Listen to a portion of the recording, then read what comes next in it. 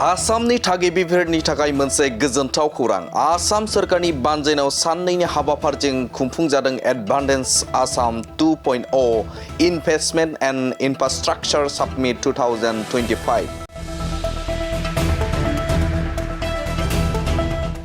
बे एडभान्स आसाम 2.0 खौ गुवाहाटी नोगोरमायाव साननैनि हाबाफारिजों 25 आरो 26 फेब्रुवारियाव खुंफुंजादों। बे एडभान्स आसाम 2.0 हाबाफारियाव भारत हादरनि मुंदांखा गिदिर दारिमिनगिरिफोरा बाहागो लानायखौ नुनो मोन्दों।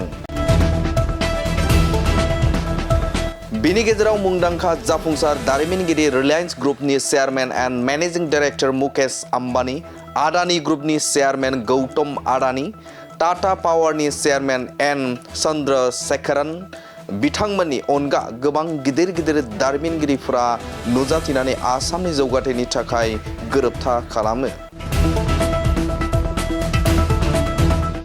मख'जाथावदि मुंदांखा दारिमिनगिरिफोरा बे एडभान्स आसाम 2.0 आव बाहागो लानानै आसामनि जौगानायनि थाखाय गोबां कौटि रां इनभेस्ट खालामनो थाखाय रादाय आरो सागान होयो।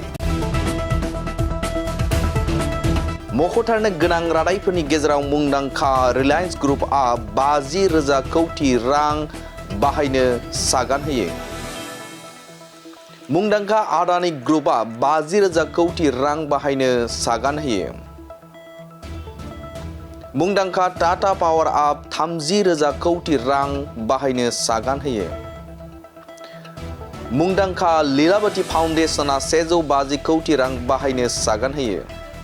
मुंदांखा बियोफ्रेन्ड्सआ 260 कौटि रां बाहायनो सागान होयो आरो ग्रीन इनार्जिसआ 5,850 कौटि रां बाहायनो सागान होयो। जायखियानो जायाथों मानो आसामखौ जौगाखां खालामनो थाखाय गोबां गिदिर दारिमिनगिरिफोरा आसामाव इनभेस्ट खालामनो थाखाय फोसावदों। बिनि गेजेरजों आसामाव जौगाथाय आरो लाइमोनफोरनि थिसनथाइ मोननायनि बेलायाव गोबां मिजिंथिनो हायो।